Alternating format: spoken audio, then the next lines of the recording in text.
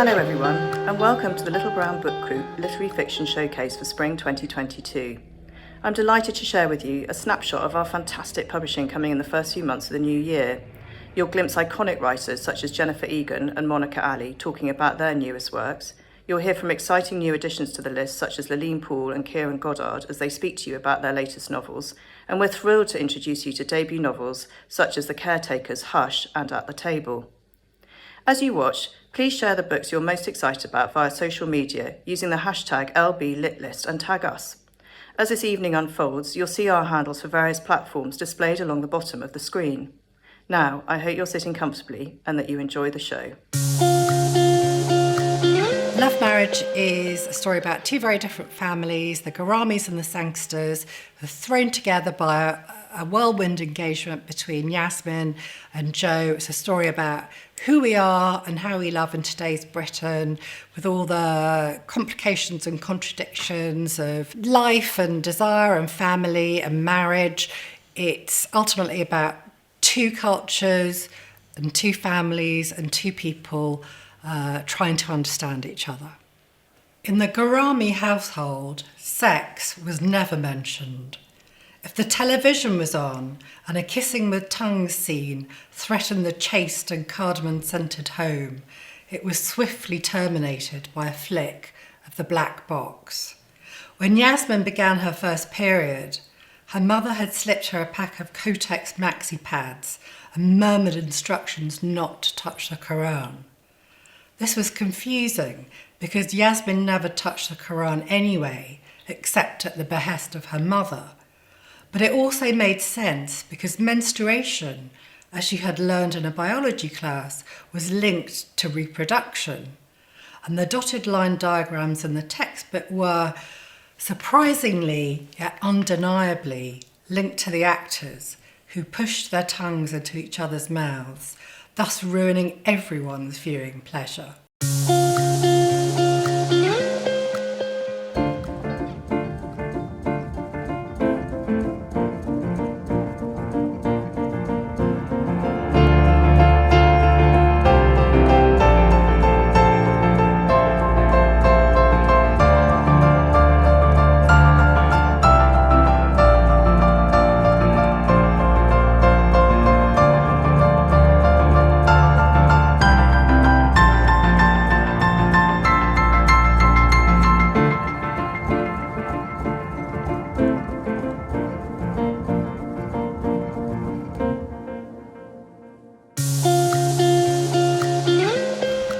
My name is Okechukwu Nzelu. I'm the author of Here Again Now, which will be published by Dialogue Books in March 2022, and I'm really excited to tell you about it. It's the story of three Black British men, Achike, Ekene, and Chibuike. Achike and Ekene are slightly more than friends. They've always had a will they, won't they kind of relationship that's never quite solidified. And Achike's father, Chibuike, is experiencing alcoholism, and he's got all kinds of regrets about his life to do with fatherhood and his failures as a husband and as a man more generally, perhaps. And after a tragic event rips Achike and Ekene apart, it's Ekene and Chibuike who are left to pick up the pieces and to come to terms with their regrets in life and really to come to terms with each other.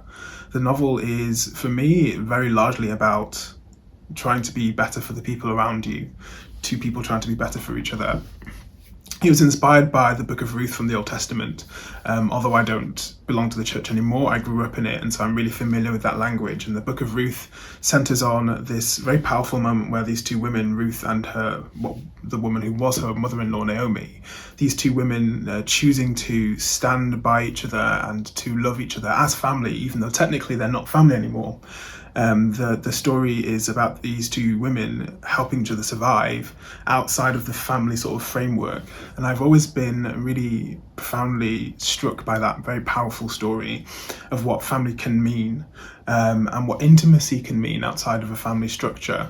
And so for me, the novel was about investigating and exploring what that might look like for men, and perhaps what it is about maleness or masculinity that stops us from experiencing that kind of wonderful intimacy outside of a very sort of preordained structure.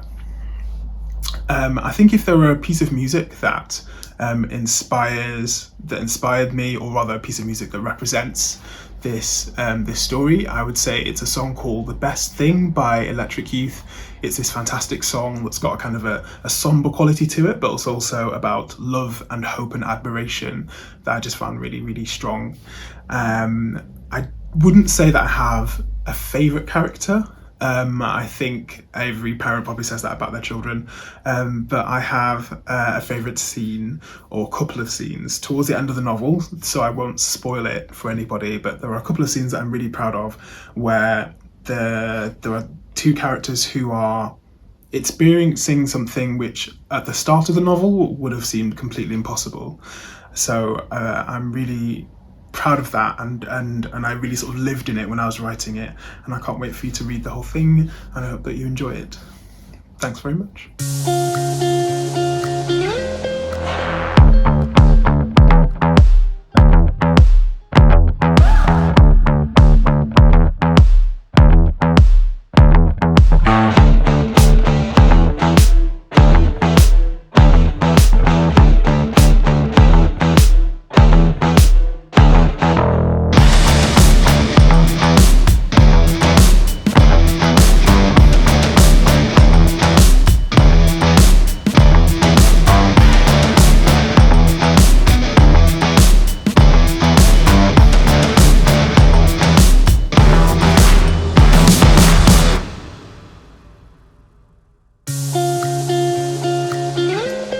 Jennifer Egan, and I'm happy and always a little relieved to report that I have a new novel coming out in April 2022 called The Candy House. The catalyst for the story is a minor character from an earlier novel of mine, A Visit from the Goon Squad. His name is Bix Boughton, and in The Candy House, he's become an iconic tech entrepreneur. It's 2010, Bix is 40 with 4 kids, and he's anxious almost to the point of desperation for a new revolutionary idea. In conversation with some university professors and graduate students, Bix hears about an experimental device that can download or externalize the memories of small animals. Over the next few years, Bix develops and packages this technology into a wildly popular product called Own Your Unconscious. It allows people to externalize their own memories and, if they want, to release them to an online collective in exchange for access to the memories of everyone else who has shared their own. The experience of using Own Your Unconscious and the controversy and defections that follow its release form the through line of The Candy House, which follows men, women, and children over a span of years ranging from 1965 to 2035, from Beatnik, California to an unnamed Mediterranean country during a futuristic spy mission. What would happen if we could do online searches of millions of anonymous memories and experience from the inside the thoughts and sensations of other people? Or, to put it another way, what if a machine could do literally what fiction has been doing imaginatively from the very start? I hope you'll join me in The Candy House, available to pre-order now. Thank you so much. I'm really excited that The Schoolhouse is going to be published by Corsair next year. We have Isabel Williams as a child who gets involved with this boy who arrives at the school when she's already been there for quite a long time. And he infiltrates her group of friends. There's a sexual element to it, with this bullying and control. He's a little bit older. And there's a sort of innocence in that school that gets corrupted by this outsider who comes in. And in that eventuality, Isabel gets involved in something where she feels that she is responsible. Something terrible happens to another child who she's supposed to be looking after.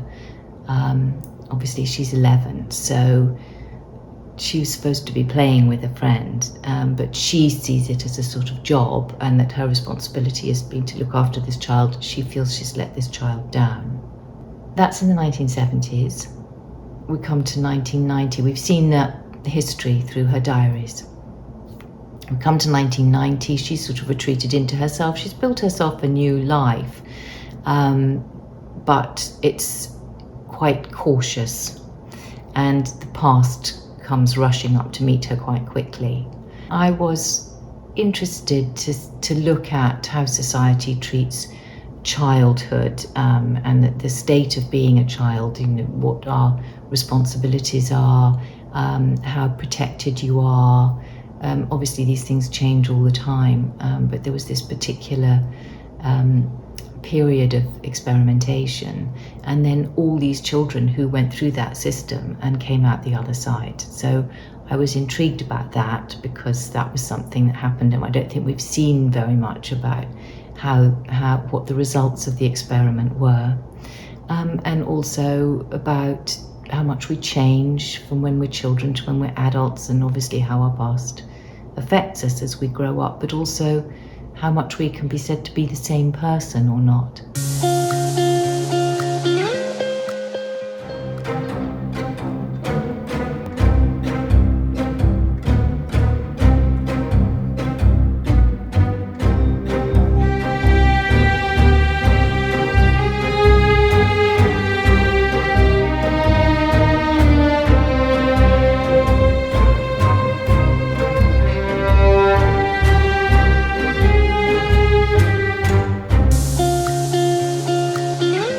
How would I describe Hourglass? Well, I think in its simplest sense, Hourglass is a love story, and quite a simple, traditional love story in some ways. Boy meets girl, then boy loses girl, then boy loses his mind, the usual. But I think beyond that, I try and use the traditional form of the love story to explore some other issues around labour, issues around class, issues around work, issues around mental health. And perhaps beyond that, to look at the kind of psychological and maybe even theological implications of what it means to have a sort of genuine encounter with one's own desires. So it's a book about lots of things, but it's hard to get away from the fact that, as I say at its heart, Hourglass is a love story. My inspiration for the book Hourglass, strange as it sounds, was an actual hourglass. I got to thinking at one point how interesting they were as objects, in the way that they show us or depict to us kind of all of time, all at once, the past, the present and the future. Whereas a clock has a sort of, it shows you the present moment, or what we euphemistically call time. An hourglass, on the other hand, shows you the past, in the sense of the sand that's heaped at the bottom, but it also gives you a sense of the future that's impending, the sand that's yet to fall through the glass. Whereas the present is reduced to this sort of tiny trickle that connects the two. And I tried to do something similar with the book, which is divided into three kind of quite highly structured parts, past, present and future, each of which are structurally identical to one another. So I tried to look at that and consider also what loving, and also losing does to one's relationship to time, and actually the way, it can end up collapsing those categories in ways that, alter us in quite fundamental senses. Which piece of music best represents the book? I think I'm going to go with the song Be My Baby by the Ronettes for this, possibly just because it's my favourite song. But also there are other reasons. It's short, it's sort of a highly structured song, it's very tight in its delivery. I also kind of really respond to the kind of primary colour, earnest romanticism of the song that, like, at various points tips into a sort of delirious, desperate euphoria. And there's a kind of sense of impending doom with that song as well. It's got that really ominous drum beat. It's got that minor chord turn in the chorus. And I mean, I'm not entirely convinced this is true, but I've always felt it to be true, that the song has an interesting relationship to time as well. It has that lyric, Since the Day I Saw You, I've Been Waiting for You, which has this a sort of undertone of like prophecy or omen, which I really love. I mean, bluntly, I don't think there's ever been a book written ever in the history of literature that's as good as that song. But I do think there's hopefully some similarities between that and my book, which is Hourglass, and it's out on the 3rd of March in hardback.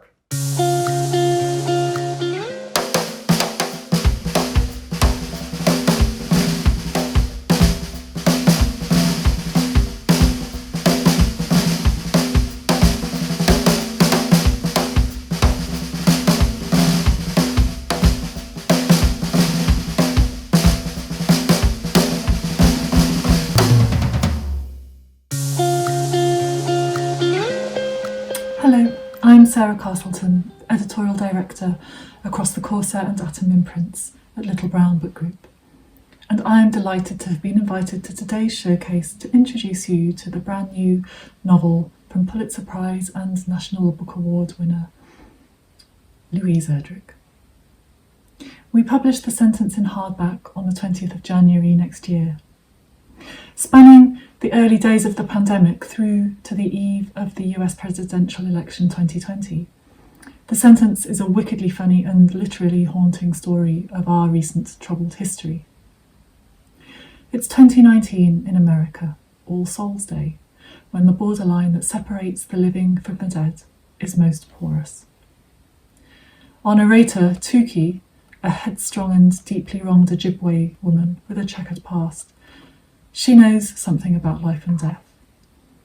Recently released from a decades-long prison sentence, during which she learned to read with murderous attention, Tuki must make a life for herself in a changed, charged world. She finds work at a local independent bookshop, where she also finds a home among an eclectic, often eccentric motley crew of fellow booksellers and readers.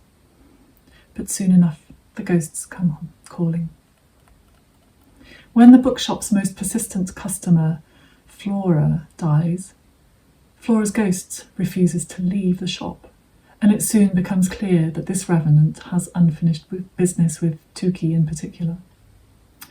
As the months pass, the pandemic takes hold.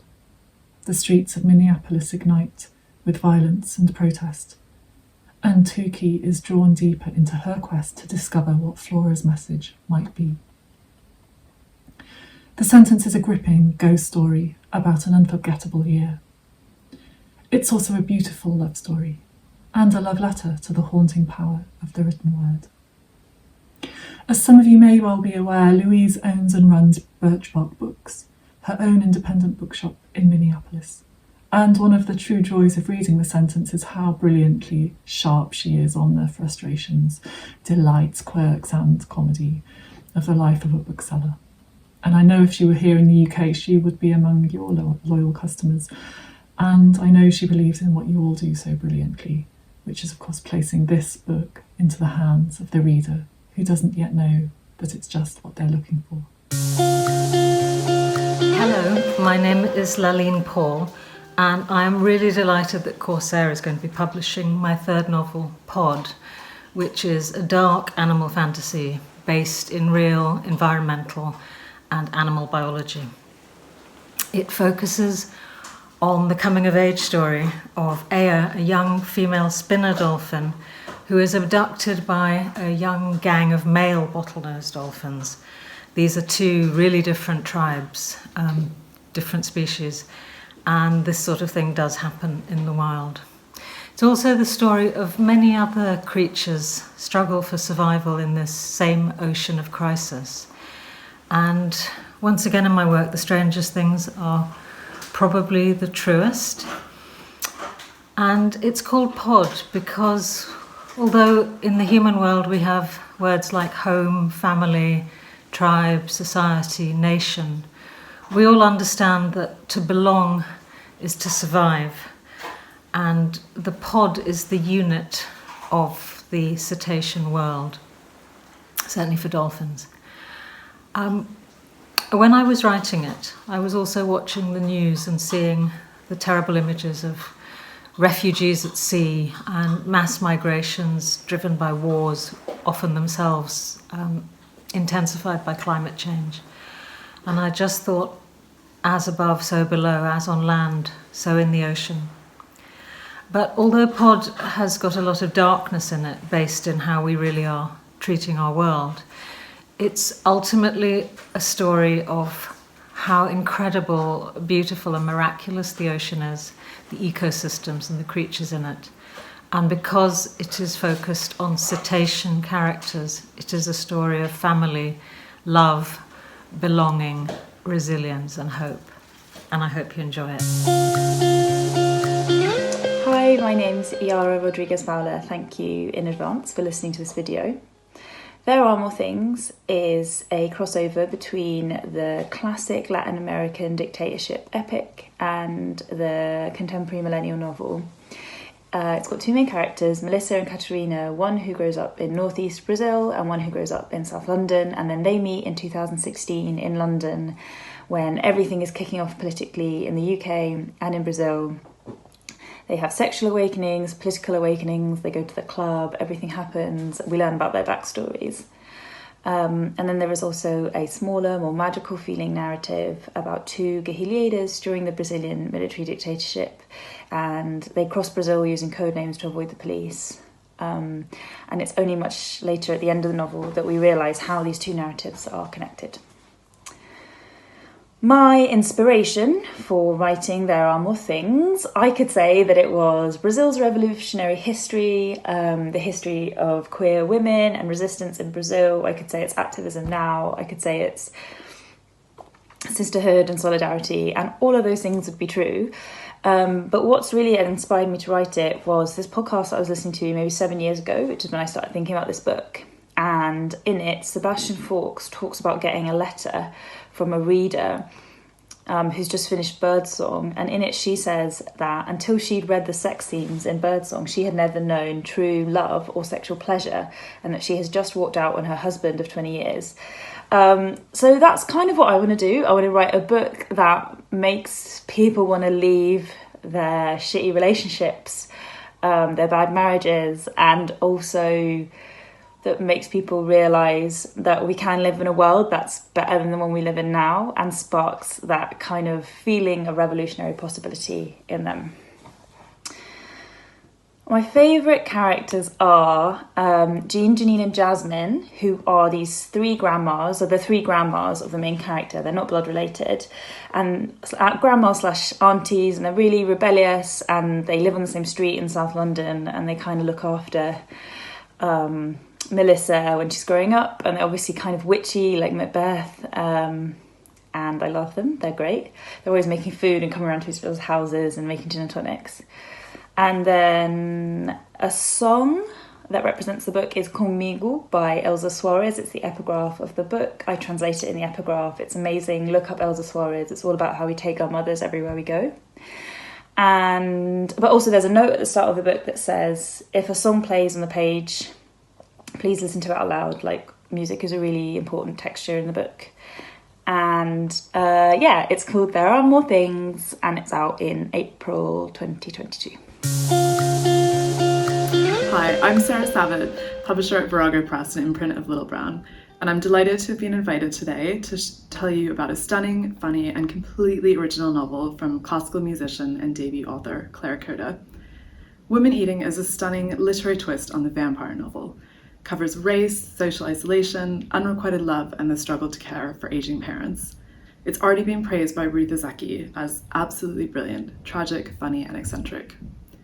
Virago won the novel as part of a 6-way publisher auction, and it also went for major preempts in the US and Germany.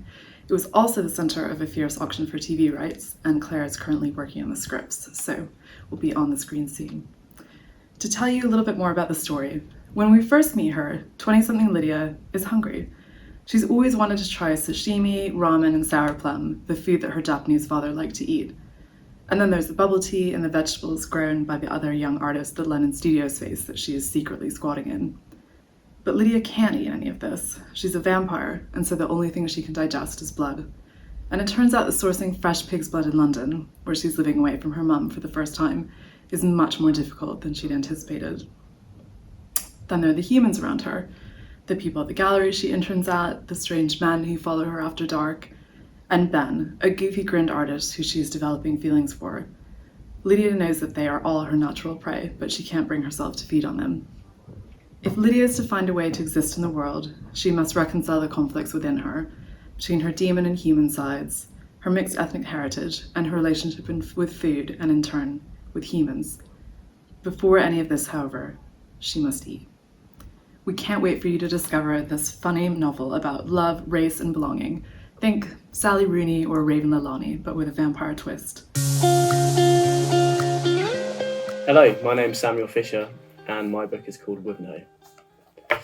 It's a novel about disaster, about the moment that a community realises that the conditions that they're living their life under fundamentally change forever. It's a novel about complicity, about illness, but also about friendship and community, and I suppose love at a time of great change. What inspired this story? Well, I've always been interested in the way that we think about disaster and the way that it's depicted, and I think it's often seen as something that happens all at once. And I feel that the disaster that we're living through is something that's happening much more slowly. So slowly, in fact, that it's possible for some people not to acknowledge or realise that it's happening. So I wanted to write about that. I also wanted to find a way about writing about the village that I grew up in. Wivenhoe is a village in Estuary, Essex. And I suppose it was this book was a way of bringing those two things together. What is your favourite character or scene? So I'm going to cheat a little bit on this one and talk about setting. As I just mentioned, the eponymous Wivenhoe, the village that I grew up in, is the setting of the book. So transforming a place that I knew very well into a landscape that was covered in snow was a real challenge, because snow obviously buries the way markers by which we understand the place that we live. But also, I'd say my favourite setting within the book is there's a small maritime museum called the Nottage Institute in Wivenhoe, which is kind of a quirky small museum, which becomes a kind of community centre in the book. Bringing that real place into the fictional world of the book was a real joy as a part of the process. What piece of music best represents your book? So when I was writing the book, I was listening to a lot of post-rock because I find it very difficult to listen to music with words while I'm writing. Particularly an album called The Young Team by a band called Mogwai. And it's an album that is a mood, I suppose, a mood of building menace. And now that I think back to it and read the book, now that it's finished, I can kind of see the way that the album progresses has seeped into the structure of the novel. The Young Team by Mogwai, if you want to have a listen, it's a great album. And finally, what is your book called and when does it publish? The book is called Wivenhoe and it publishes on the 2nd of February. It will be available in all good bookshops. And my name's Samuel Fisher.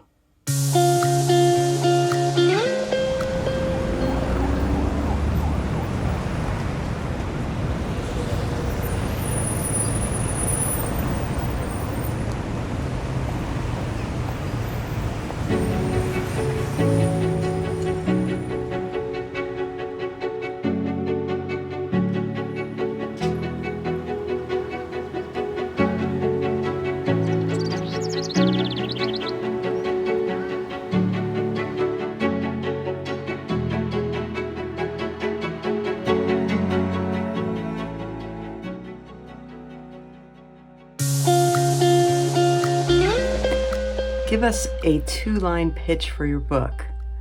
It's a midlife crisis novel crossed with a political novel.